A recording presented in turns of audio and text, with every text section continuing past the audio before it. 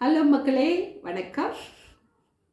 இன்று வேத வாசிப்பு லூக்கா எழுதின சுவிசேஷம் 1ஆம் அதிகாரம் வசனங்கள் 28 முதல் 41 முடிய. ஓகேங்களா?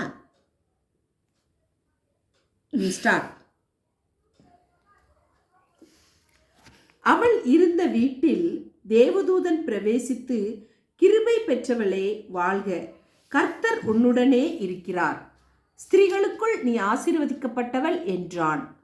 அவளோ அவனை கண்டு அவன் வார்த்தையினால் கலங்கி இந்த வாழ்த்துதல் எப்படிப்பட்டதோ என்று சிந்தித்து கொண்டிருந்தாள். தேவதூதன் அவளை நோக்கி, மரியாளே, பயப்படாதே, நீ தேவனிடத்தில் கிருபை பெற்றாய். இதோ நீ கர்ப்பவதியாகி ஒரு குமாரனை பெறுவாய், அவருக்கு இயேசு என்று பெயரிடுவாயாக. அவர் பெரியவராயிருப்பார், உன்னதமானவருடைய குமாரன் எண்ணப்படுவார். கர்த்தராகிய தேவன் அவருடைய பிதாவாகிய தாவீதின் சிங்காசனத்தை அவருக்கு கொடுப்பார். அவர் யாக்கோபின் குடும்பத்தாரை என்றென்றைக்கும் அரசாளுவார், அவருடைய ராஜ்யத்திற்கு முடிவிராது என்றான். அதற்கு மரியாள் தேவதூதனை நோக்கி, இது எப்படியாகும், புருஷனை அறியேனே என்றாள்.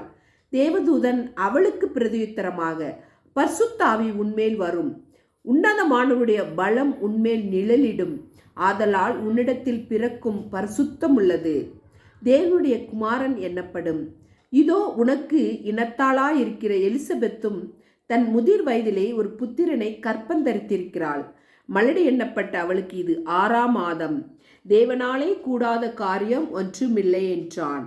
அதற்கு மரியாள், இதோ நான் ஆண்டவருக்கு அடிமை, உம்முடைய வார்த்தையின்படி எனக்கு ஆக கடவுது என்றாள். அப்பொழுது தேவதூதன் அவளிடத்திலிருந்து போய்விட்டான்.